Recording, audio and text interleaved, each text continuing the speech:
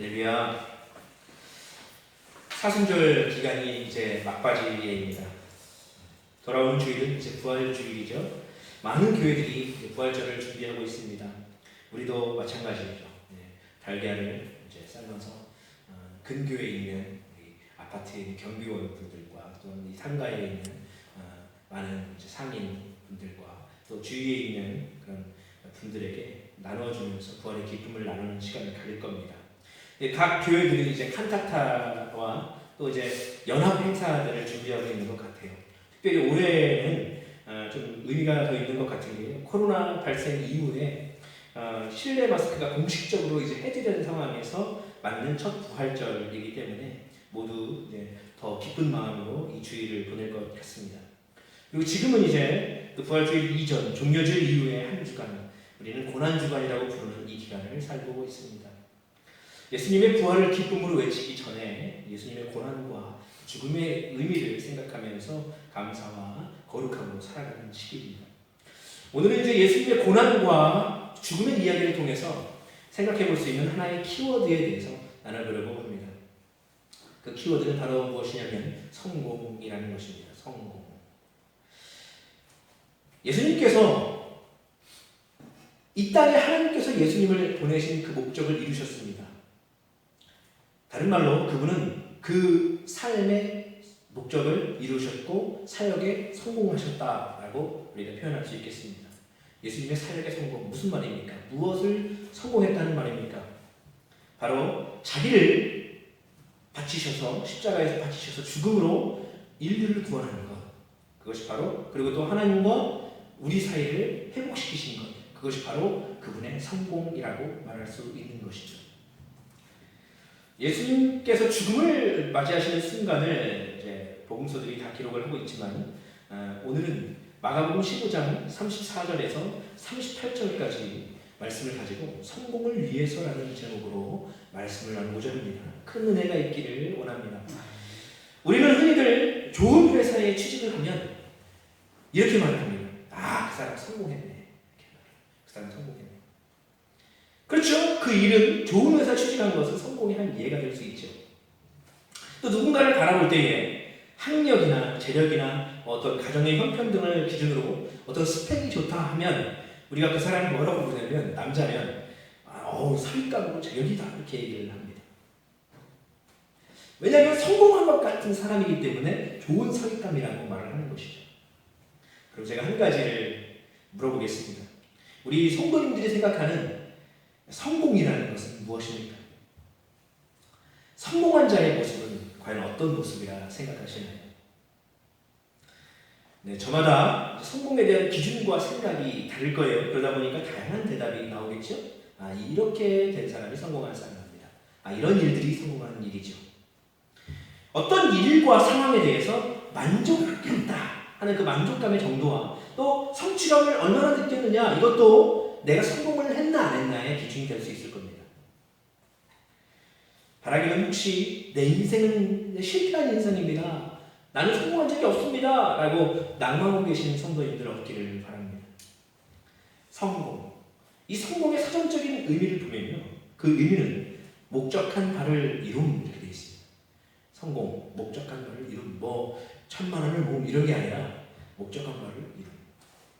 목적한 바를 이뤘다라는 의미의 성공. 그것은 목적한 바가 어떠냐에 따라서 사람마다 성공한 일들도 다 다를 거다라는 거예요. 또 성공한 횟수도 다를 거다라는 것입니다. 똑같이 이루었는데 나는 성공했다라고 느끼면 성공 횟수가 많을 것이고 나는 목적을 이루지 못했어 했다면 성공한 횟수가 적겠죠. 우리 성도님들은 지금껏 어떤 일들의 성공을 하며 살아오셨나요? 어떤 목적을 이루어가며 지금까지 살아오셨나요? 분명한 건 지금 저 여러분은 예배 드리러 온 이 순간 예배에 성공한 줄 믿습니다.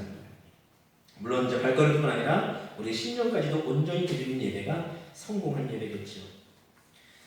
오늘 말씀에서는 예수님의 구원 사역을 통해서 성공의 의미를 우리가 재발견해보고자 합니다. 그리고 성공하면서 살아가기 위한 비결 두 가지를 함께 살펴보려고 합니다. 성공을 위한 비결이 있다는 것이죠. 성공하며 살기 위한 비결. 그 두 가지 중에 첫 번째는 무엇이냐면 성공의 기준을 낮추는 겁니다. 성공의 기준을 낮추는 것. 지금은 코로나 때문에 어렵지만 교회 학교에서 해마다 한두 번씩 꼭 하는 행사가 있습니다. 바로 친구 초청 잔치입니다. 발음하기 어려워요. 저는. 친구 초청 잔치. 교회 전체로 보면 넓히면 어떤 행사가 될 수 있을까요? 총동원주일 이렇게 되겠죠. 친구 초청 잔치나 총동원주일을 계획할 때에 참 많은 이제 프로그램들을 계획하고 또 준비하고 실행을 합니다. 거기에 들어가는 것은 참 많은 헌신자들이 필요하고요, 많은 시간이 필요하고 많은 비용이 필요하죠. 이렇게 행사를 비용 들여 헌신자들의 노력을 들여 또 시간을 들여 하는 이유가 무엇일까요? 어떠한 목적이 있기 때문이에요. 목표를 잡습니다. 그래서 그 목적과 목표에 따라서 내가 새로운 분들을 이번에 총동원주일에 몇 명을 데리고 오겠다라고 어느 교회에서는 카드로 써서 내기도 합니다. 3명. 그 부담되기도 하죠. 생각나는 사람 한 명도 없는데 억지로 써야 돼요. 그런 경우도 있습니다. 있긴 하지만 그래서 1명 이상 써내요. 그리고 위에서 기도도 하고 노력도 하고 또 어떤 교회에서는 이제 미리 만나는 열린 모임 뭐 이래서 만나기도 하고 식사도 잡고 하는 것이죠. 그런데 행사를 잘 마치고도 기분이 좋지 않을 때가 있습니다. 어떨 때냐면 그 행사의 목표를 이루지 못했을 때, 예를 들어서 새로운 사람을 이 행사에 50명을 모시는 것을 목표로 했는데 10명밖에 오지 않았어요. 그러면 잘하고도 교역자들도 장로님들도 성도님들도 죽상할 때가 있어요. 왜요? 왜 그럴까요? 왜 기뻐하지 못할까요? 왜 기도를 준비했는데 하나님의 응답으로 생각하면 되는데 왜 그렇게 안 좋은 표정을 갖고 있을까요? 원인은 하나입니다. 그 목표가 높기 때문이에요. 목표가, 성공에 대한 그 목표가 높기 때문에. 이제 시대적으로 교회는 새로운 영혼을 교회에 오게 만들고 또 결신하는 데까지 예전보다 더 어려워졌습니다.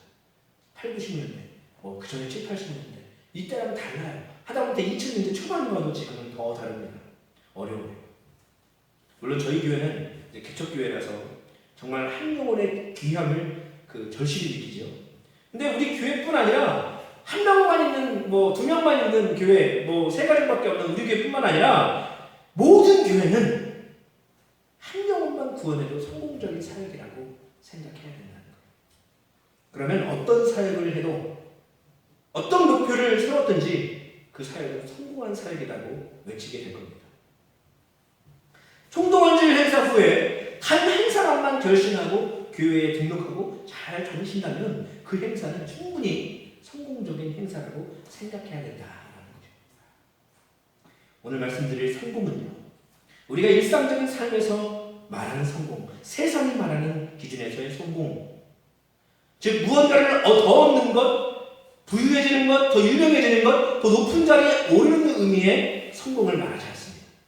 오히려 그 사전적 의미 그대로의 성공, 거기에 가깝습니다. 그 의미가 뭐라고요? 목적한 바를 이루는. 목적한 바를 이루는 일로서의 성공에 우리는 오늘 이 말씀을 통해 집중하려고 합니다.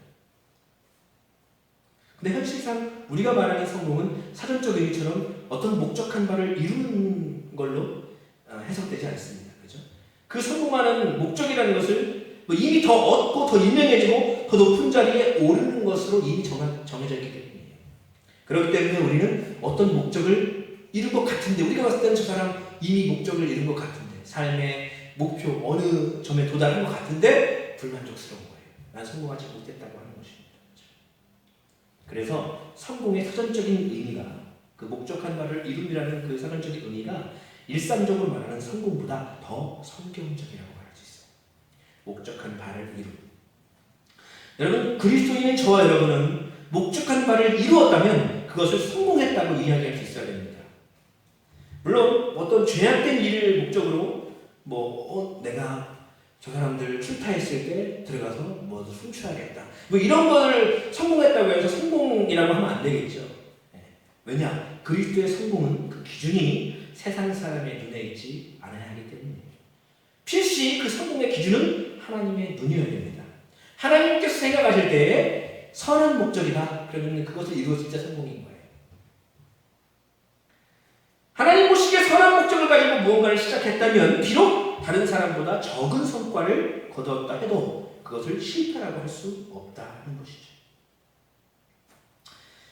제가 옛날에 아내하고 해외에서 처음 보았던 연극이 있습니다. 지금도 생각나요. 그 연극이 뭐냐면 블링블링이라는 연극입니다. 블링블링. 지금도 혹시 해외 가면은 이렇게 할 수 있을 거예요. 누가 호객행위 할 수도 있습니다. 블링블링.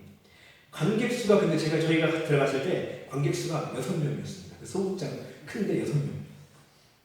뒤늦게 3명까지 합류해서 9명. 재밌긴 했거든요. 굉장히 재밌었습니다. 근데 안타까웠어요. 우리밖에 없나? 너무 민망해요, 처음에. 그렇지만 만약에 그 연극하는 배우들이 우리는 단 한 명의 관객이 와도 즐거움을 얻고 스트레스를 푸는데 성공하셨다면 우리는 성공한 것이다 라고 생각했었다면요, 그러면 아무리 다른 사람들이 실패한 연극이다라고 말해도 그것은 성공이라 말할 수 있을 거예요. 하나님의 은혜의 기준으로 성공이라는 것은요, 그 양과 그 세상의 가치의 기준을 두지 않음을 기억해야 됩니다. 이미 많은 말씀들로 들어왔던 비유가 하나 있지요. 달란트 비유. 그 달란트 비유에서 주인은 그 성공 기준을 남긴 이익의 양에 두지 않았습니다. 어떤 종은 5달란트를 남겼고 또 어떤 종은 2달란트를 남겼어요. 그러나 성경에 보면 똑같이 성공한 종으로 같은 칭찬을 하는 것을 우리는 볼 수 있습니다. 근데 이 양에 대한 가치는 얻은 이익을만 포함되는 것이 아니라 우리가 하나님께 드리는 헌물에 대한 하나님의 눈도 같습니다. 2랩돈을 드렸던 한 과부의 예물이 더 많은 것을 드렸던 부자의 예물보다 더 많이 드렸다고 말씀하시는 그 예수님의 말씀. 우리는 그 예수님의 말씀을 통해서 굉장히 큰 위로와 깨달음을 얻습니다. 양이 문제가 아니라 하나님의 눈에서는 목적한 바가 문제인 것이죠. 그럼 그 목적을 누가 정하나요? 그렇죠. 저와 여러분이 세우는 거예요. 옆 사람이 여러분의 삶과 목적을 정해주지 않습니다. 심지어는 부모님조차도 삶의 목적을 세워주지 않아요. 그렇기 때문에 그 목적은 다른 사람의 눈에는 작은 것일 수도 있습니다. 소소한 것일 수도 있습니다. 그죠? 또 그것을 가지고 성공을 논하냐고 비웃음을 당할 수도 있겠지만, 그죠? 그러나 삶의 목적은 개인이 세운 목적에 다 다른 거예요. 근데 그거에 따라 중요한 건 뭐냐면 성공했느냐, 내가 실패했느냐가 달려있다는 것입니다. 성공을 더 많이 했느냐, 실패를 더 많이 했느냐. 신규라는 아이가 받아쓰기 점수가 빵점이 나왔어요.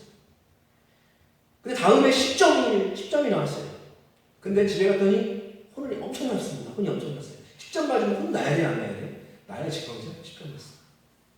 찍어도 10점은 더 나오겠죠. 물론 받아쓰기니까. 그 다음에는 근데 50점이 나왔어요. 근데 이번에도 실패했다고 혼이 났어요. 근데 그 다음 시험에 80점을 받았네. 그런데도 속 시원하게 칭찬받지 못했다는 거예요. 왜 그랬을까요? 왜 혼나고 왜 80점이 나왔는데도 칭찬받지 못했을까요? 그 부모님의 기준에서 봤을 때는 성공하지 못했다는 것이죠. 그 목표가 100점이었기 때문에. 그러면 그 아이는 실패한 횟수가 많을까요? 성공한 횟수가 많을까요? 당연히 실패한 횟수가 삶 속에 더 많은 거예요. 그럼 실패한 인생으로 생각하기 쉽다라는 것이죠. 그런데 반대로 그 목표를 10점씩 올리면서 시험을 본 아이는, 그리고 부모님께 10점 더 올릴 때마다 빵점 맞았는데 10점 맞았니? 잘했다. 그 다음에 20점 맞았니? 잘했다.